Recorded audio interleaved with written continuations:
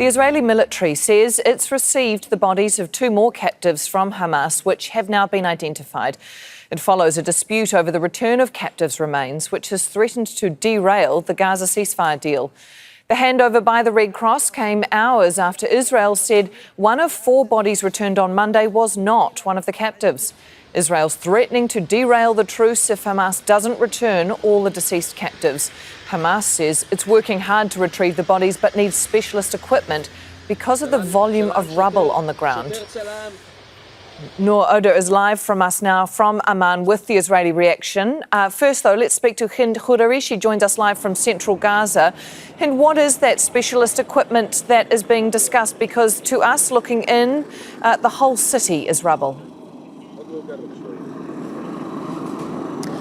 The whole city is rubble, complete neighborhoods are completely destroyed, and this has been the case since the first day of the war. We're talking about thousands of Palestinians still trapped under the rubble, where civil defense teams have not been able to retrieve any bodies. So there's no surprise that the Israeli captives are unreachable, because you need very high developed equipment that are not available. You need bulldozers to remove the rubble and the debris, and that has been the case where the civil defense teams and the Palestinian Ministry of Health has been calling over and over again since the first day of the war that Gaza needs such equipment to retrieve the bodies of the Palestinians.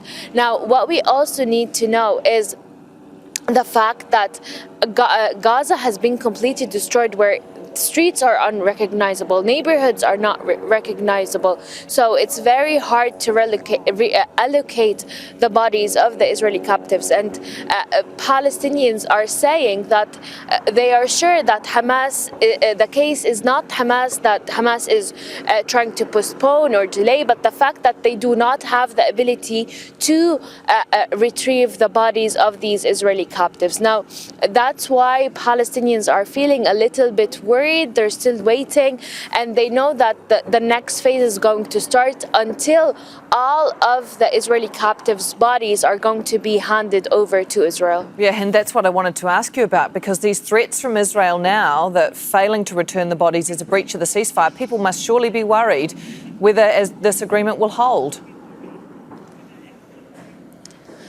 Definitely. Listen, this is not the first time Gaza makes it to a ceasefire agreement or a truce, and at the end it breaks. But Palestinians are very, very worried this time this is going to happen, because they do not have the ability to tolerate more killing, more destruction.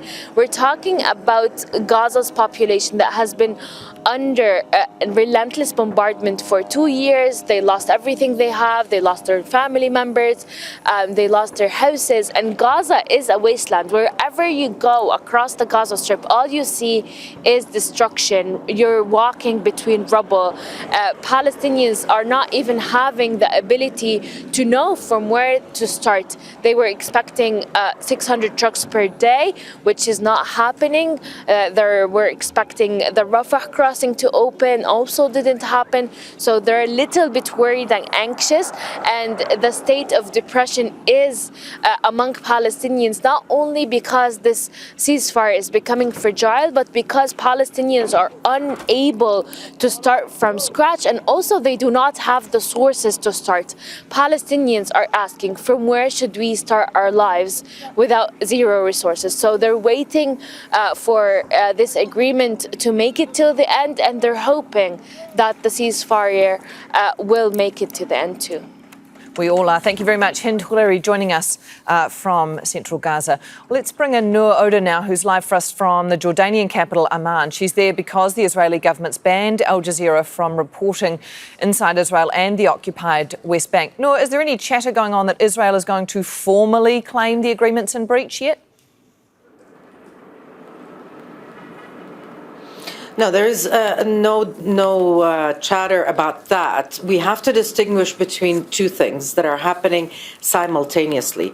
On the one hand, you have the internal public discourse in Israel that involves the families of Israeli captives who naturally want the bodies of their loved ones returned. You have the right-wing, ultra hard right partners of the Israeli governing coalition who want to find any way back to war. So you hear rhetoric from Israeli ministers saying that it was our fault that this all happened, that we should have never given up Sinai, for example, the Egypt Sinai. That's how the weapons came in. So you have that kind of bravado happening. And on the other, what you have is the Israeli government statements talking about being prepared to relaunch war if Hamas continues to breach or if Hamas doesn't deliver the bodies. All in all, knowing full well that Israel has the upper hand, it continues to use its control over the crossings as a way to twist the arm,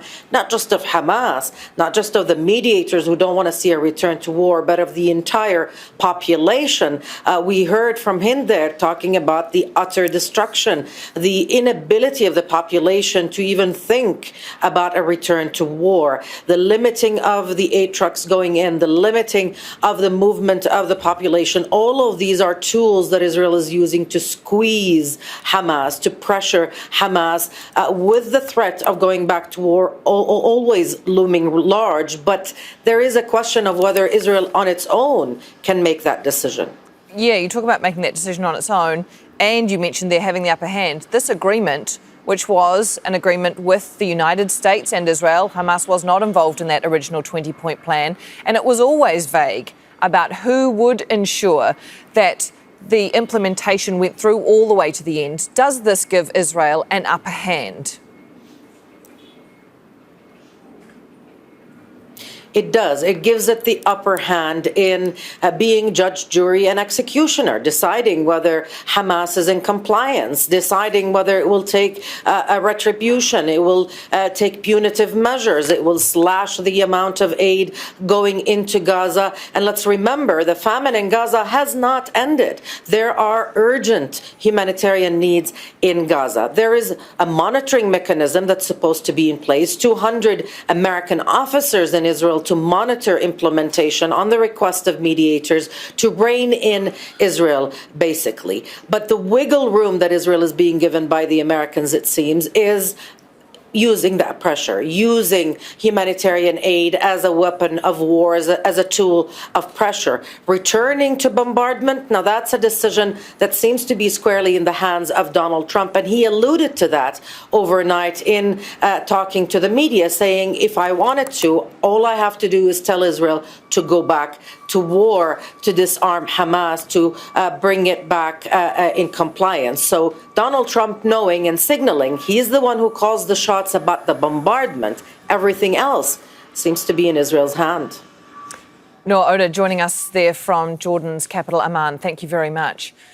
Don't miss out. Get the full picture. Subscribe to Al Jazeera for reliable news and expert insights. Like, share, stay ahead.